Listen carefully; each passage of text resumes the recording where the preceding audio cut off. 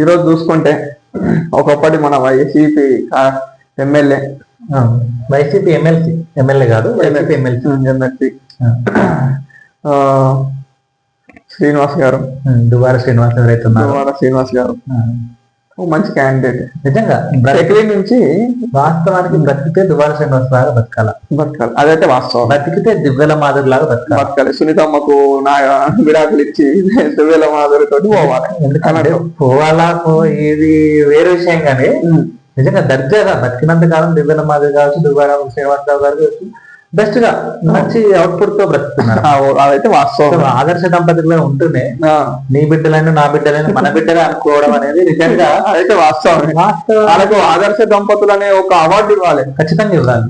అలాంటి అవార్డు ఉంటే నియోజకవర్గం నుంచి 3 సార్లు పోటీ చేసి 3 సార్లు ఓడిపోయి ఒకసారి ఎమ్మెల్సీ తీసుకోవడం అనేది మంచి ఇదే.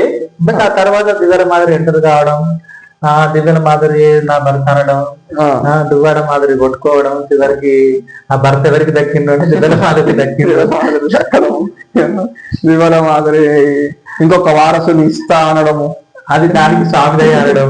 సాగుదయ్య ఉన్నాయా దివ్యల మాదిరికి? సాగుదయ్య ఎందుకు? దువ్వాడ శ్రీనివాస్ గారు దయ కావాలా? దయ కనుక ఉంటే ఖచ్చితంగా వాళ్ళకి నిలగలుగుతాం. శక్తి ఉంది,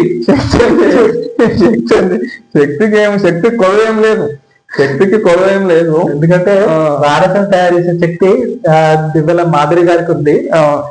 కెపాసిటీ శ్రీనివాస్ గారికి ఉంది. దువ్వాడ శ్రీనివాస్ గారు కూడా శక్తివంచన లేకుండా భారతని కోసం కష్టపడుతున్నాడు. అవును, అదైతే వాస్తవమే. ఎందుకంటే వాళ్ళిద్దరు